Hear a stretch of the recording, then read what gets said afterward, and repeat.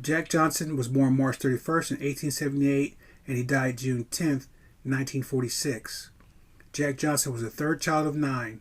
His parents were Tina and Henry Johnson. His mother, Tina Tiny Johnson, was a dishwasher and the enforcer of the family. Henry Johnson was an American Civil War veteran. He also was a civilian teamster for the 38th Colored Union Infantry. Some interesting facts about Jack Johnson's family is that one of his siblings was adopted. Although Henry Johnson sustained a permanent injury during the war, Jack Johnson thought of his father as being one of the most fine specimens of a man. Jack Johnson was thought to be skinny and frail as a kid and had to be protected by his older sisters in his early childhood. At the time of Jack Johnson's birth, our president was Rutherford B. Hayes, our 19th U.S. president. During the year of Jack Johnson's birth, a U.S. Senator named Aaron Sargent introduced a resolution for an amendment to the U.S. Constitution to provide for women's suffrage, a law that honors the right of women to vote in local and national elections. Although the 14th Amendment granted African Americans the right to vote, they were systematically turned away. States found a way to suppress participation with poll taxes, literary tests, fraud, and intimidation, along with implementing the Grandfather Clause, a clause that said you could not vote unless your grandfather had voted in previous elections, an impossibility for former slaves. Another event during the year of Jack Johnson's birth was a man named Jesse Evans, who was a gunman and outlaw, along with being the leader of the Jesse Evans gang, murdered John Tunstall, who was a merchant and rancher. This incident led to the Lincoln County Wars in New Mexico, where at least 19 people died. As a result of the 3-day conflict, President Rutherford B. Hayes had to sign a law, the PTMTES Act, a law that limits the powers of the federal government and the use of military personnel to enforce domestic policies in the United States. Jack Johnson grew up in an era of Jim Crow. The term Jim Crow originated in 1831 when a person by the name of Thomas Rice created a song and dance routine that mocked a crippled slave and blackface character named Jim Crow, which became synonymous with being a Negro. The racist character developed into a system enforced by law called the Black Codes that dictated when and where African Americans could work, how much they were paid, their ability to get education, and it was institutionalized by segregation, just to name a few. African Americans who attempted to defy the Jim Crow's laws faced being arrested, crippling fines, jail sentences, violence, and/or death. These laws were often enforced by vigilante groups called the White Coppers, Bald Knoppers, Night Riders, and the Ku Klux Klan. Some of the specific types of arrests during this time were attempting to vote, attempting to escape or put up resistance, insulting a white woman, marrying a popular black woman, or cotton picking striking. Usually physical evidence of a crime wasn't necessary for the charge or arrest, along with the ability or opportunity to defend oneself from the accusation of a crime. Like many kids, especially in the South, Jack Johnson was expected to work at an early age, and education was secondary to earning wages that contributed to the benefit of the family. Initially, Jack Johnson was taught how to read and write from his parents, and he would eventually receive about 5 years of formal education before leaving school. Jack Johnson in part described his experience and circumstances as a kid as being similar to the poor whites that he lived with in his community. Jack Johnson stated that he befriended the other white boys, and his experience of segregated color line wasn't as prevalent as it was to others. Jack Johnson had many types of jobs as a youth, as being a dock worker, a porter, barbershop helper, and a baker's assistant.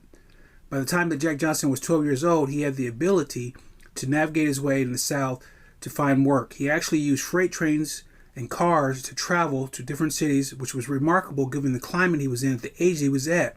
If you know anything about hoboing and freight trains, it can be a dangerous community of individuals he would encounter, and the repercussions of getting caught by them or the authorities was pretty high. Jack Johnson would find work ultimately in Dallas, where he worked for an apprenticeship for a man named Walter Lewis, who was an owner of a carriage painting shop. Lewis happened to be a huge boxing fan and introduced Jack Johnson to formal boxing by having locals do sparring matches at the job. Jack Johnson really enjoyed watching these matches, and after a while, Jack Johnson decided to leave home. So about at age 16, Jack Johnson freight trained or hoboed his way to New York, which is about 1,700 miles one way and about 27 hours in today's travel by car. He panhandled for food just to meet two of his heroes. one of them being named Steve Brody, who claimed to have survived a leap from the 1886 Brooklyn Bridge. He also traveled to Boston from Manhattan to meet a man by the name of Joe Wolcott, who was a welterweight fighter from Barbados. Shortly after his adventure across the country, he would return back to Galveston and continue to work for different jobs, and one of them being a cleaning person for a gym for the man named Herman Burnell. With this job, Jack Johnson was able to save enough money to buy his own gloves, and now he had the chance to spar and fight as many people as he could in and outside the gym in the streets of Galveston. Jack Johnson also now had the opportunity to learn extra money by being exploited, at the same time participating in back alleys and bar rooms called battle royales. This would consist of about 4 to 12 boys who fought for the amusement of white patrons. I won't go into detail, but you can imagine these boys would be stripped down to the waist. They were wearing padded gloves that were poorly made, sometimes stuck with cotton and horsehair, and they would be sometimes blindfolded, and they would be fighting until the last one was standing. So you can imagine how demanding physically and psychologically hard the circumstances that he was in, which I do think really contributed to his fortitude and being able to deal with some different things that we'll talk about later. Jack Johnson would usually win about 50 cents to 75 cents, which in today's amount of money is about $16 per battle royale. Around that time, the average wage for an African American worker was about 14 cents, just to give you a perspective of how challenging and demanding this commitment was. One of the things that Jack Johnson did on the side to earn money was gamble. One day he was playing illegal craps in the neighborhood where he was arrested with a guy named Dave Pearson, who thought Jack Johnson gave his name up for the arrest. After their release from jail, they decided to settle their dispute at the local docks in a 1v1 fight. At the time, Jack Johnson was about 16 or 17 years old, and Dave Pearson was a grown man known for his physicality and toughness. However, I believe Jack Johnson was confident and a seasoned combative due to battle royales and his experience growing up in the South. Naturally, word got out about the fight, and by the time the fight took place that day, so much that Jack Johnson's mother, Tina Tiny Johnson, noticed a lot of people talking about and going towards the docks. Tina asked about what the commotion was all about, and someone had told her that Jack Johnson was about to go fight at the docks, much to her horror and surprise. I think it's pretty remarkable that Jack Johnson was doing this stuff on the side with the boxing, and he was able to hide it from his family. The conditions and the equipment that boxing is now today still doesn't guarantee hands being broke, orbital fractures, broken jaws, chipped teeth knocked out, concussions, all these different things, black eyes, very physical, very demanding. So it's pretty amazing that Jack Johnson was able to hide this from his family and get away with it and fight. Jack Johnson would go on to fight Dave Pearson that day and beat him and earn about $1.50, which is about $35 in today's money. At 20 years old, Jack Johnson would make his professional boxing debut November 1st, 1898 in Galveston, Texas against Charlie Brooks, which he won in the second round of a 15-round bout for the Texas State middleweight title. He would go on to defend that belt and beat Ed Johnson by KO in the fifth, 19 days later. In his third pro fight, on May 8th, 1899, he faced John the Black Hercules Haynes, who considered himself the black heavyweight champion at the time. Haynes TKO'd Jack Johnson in the fifth round of a scheduled 6-round fight. The two would fight 2 more times, with one being a draw after 20 rounds, and the other with Jack Johnson winning by TKO when Haynes refused to come out for the 14th round. On February 25th, 1901, Jack Johnson would fight Joe Jeannette in an illegal prize fighting match due to prize fighting being illegal in Texas. The more experienced fighter, technically sound, KO'd Jack Johnson before the both were arrested for the fight. Bail was eventually set for $5,000, which is about $170,000 in today's money, which obviously both of them could not afford. And I believe the bail was set for an ulterior motive, which was to make money off the two fighters. The two men spent 23 days in jail, but the sheriff allowed them to go home as long as they agreed to spar each other in jail with large crowds watching, where likely wagers took place. Bail was eventually reduced to an affordable amount for the release, and neither man was indicted for the charges. Jack Johnson and Jeannette would later become friends from this experience, and Jack Johnson would later say on record that he learned specific skills of boxing, of defense, overall fight IQ, and nuances of the ring. Troinitsky told Jack Johnson, and I quote, "A man who can move like you should never have to take a punch," end quote. Jack Johnson would go on to fight Frank Childs October 21st, 1902, who had won the Black Heavyweight Championship twice. Jack Johnson won by TKO in the 12th round of the scheduled 20-round fight. By the time of 1903, at 25 years old, Jack Johnson's fight record reflected 9 wins, 3 losses, and 5 draws with 2 no contests. However, it is believed by this time, Jack Johnson had about 50 fights against black and white opponents. Jack Johnson won his first title on February 3rd, 1903 against a man named Denver Ed Martin in the 9th round of a 20-round match for the World Color Heavyweight title.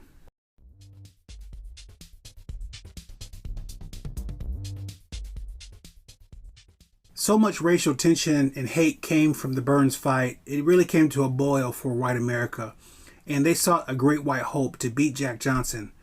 However, Jack Johnson took his fame and his newly found fortune and his lifestyle to the max with no regard to anyone, and that's what his mentality was, to enjoy himself, and he was deserving to do what he wanted to do because he earned his way to the top, and he was in a situation where he was very individualistic about how it really would impact others. Jack Johnson, throughout that whole time was dragged through the media in a very racist manner, depicting him as a brute, an animal, and other derogatory ways. And so it's just really an amazing time for someone like himself to come from a system and a structure of culture and government to have now this opportunity to be famous and not be shy about it.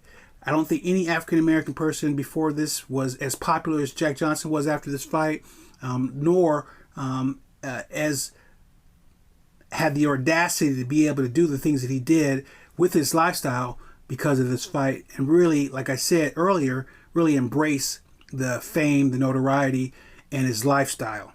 After the Burns fight, white America would throw a few fighters at Jack Johnson in the form of exhibitions in the hopes that their next great white hope would take him down.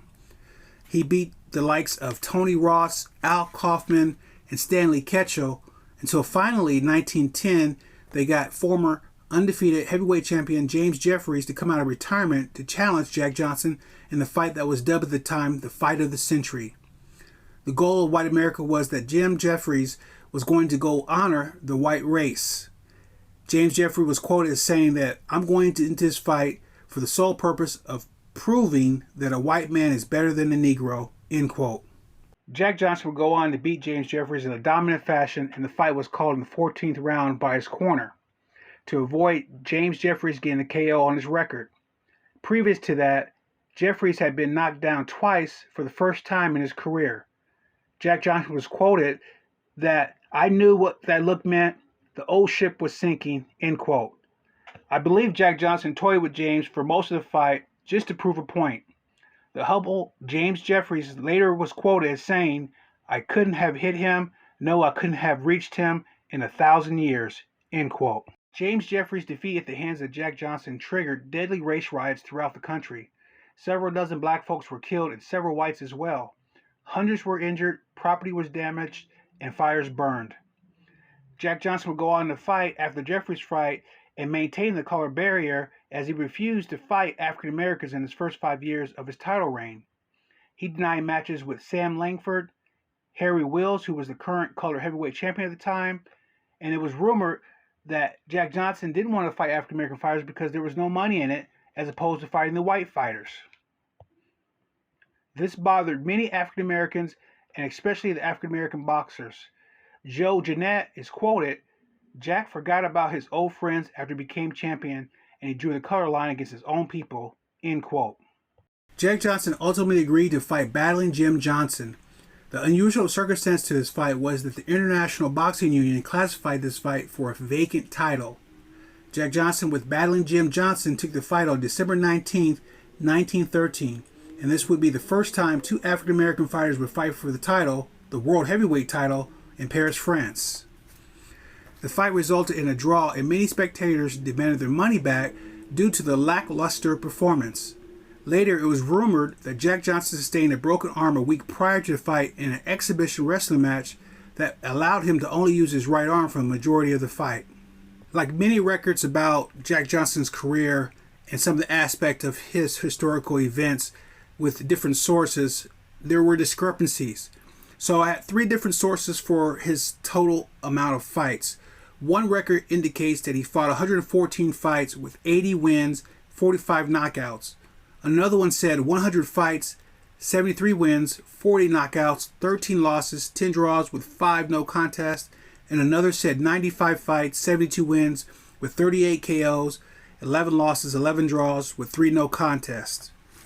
So despite whatever the numbers are, he fought in many fights that today's fighter would not even be able to comprehend as far as going through that physically and psychologically when it comes to the circumstances that Jack Johnson was in. So it's just a phenomenal accomplishment for him to be able to do that, and for him to also to be able to do that and not have injuries in a way where he was not able to participate for as long as he did, for as often as he did as a person.